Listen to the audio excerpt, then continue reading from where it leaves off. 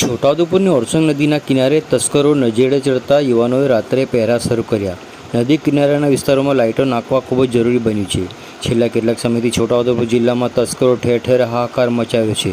જિલ્લાના ગોલાગામડીથી બોડેલી, રંગલી ચોકડીથી જેતપુર અને છોટાઉદેપુર સુધીનો સીધો વચ્ચે આવતા દરેક ગામમાં રાત્રિ સમયે તસ્કરો આવતા હોવાથી લોકબૂમથી તમામ ગામોમાં યુવાનો અને વયસ્કો રાત્રિ જાગરણ કરી ચોરોનો પડકાર આપી રહ્યા છે।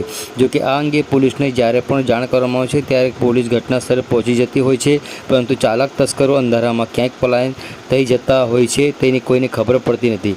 તસ્કરોની દહેશતથી રાત્રિ સમયે બહાર ગામથી આવતા મુસાફરોને પણ ઘણીવાર રોકવામાં આવી રહ્યા છે અને તેઓની સઘન પૂછપરછ કરવામાં આવી રહી છે। જોકે આ સતર્કતાના હવે ઘણી જરૂરી છે, કેમ કે હવે ચોરો પણ ફોર વ્હીલ ગાડીમાં ચોરીઓ કરવા નીકળતા હોય છે, જેથી મોડી રાત્રે છોટાઉદેપુર આવતા મુસાફરો ખૂબ જ ડરતા આવતા હોય છે।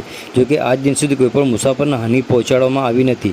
સાથે સાથે પોલીસ પેટ્રોલિંગ પણ ચાલુ જ હોય છે, જેના કારણે ચોરોને કોઈપણ જગ્યાએ ચોરી કરવામાં સફળતા મળતી નથી। હવે છેલ્લા 2 દિવસથી છોટાઉદેપુરની ઓરસંગ નદીના કિનારે એટલે કે ગંજી ફળિયા, રાજપૂત ફળિયા, કડિયા ફળિયા, પુરોહિત ફળિયા, ગોલવાડા વિસ્તાર કિનારા ઉપર તસ્કરો આવવા લાગતા આ કિનારાના તમામ યુવાનો હવે રાત્રિ જાગરણ કરવાનું ચાલુ કરી દીધું છે। જોકે કિનારા પર લાઇટની સુવિધા ન હોવાને કારણે તસ્કરો ક્યાં પલાયન થઈ જાય છે તે ખબર પડતી નથી, જેના કારણે આજરોજ પાલિકાના પૂર્વ પ્રમુખ નરેનભાઈ જયસ્વાલ, શંભુભાઈ જાની, વરુણભાઈ પટેલ, શૈલેષભાઈ સોની, મીનાબેન રાઠવા વગેરે પાલિકાના ચીફ ઓફિસર ભાવિનભાઈ બરજોડાને નદી કિનારાના વિસ્તારમાં નવી લાઇટોના ફોક્સ નાખી દેવા જણાવતા ચીફ ઓફિસરે તેનો અમલ તાત્કાલિક કરવામાં આવશે તેવી હૈયાધારણા આપતા નદી કિનારાના યુવાનોમાં હર્ષની લાગણી અનુભવી રહ્યા છે।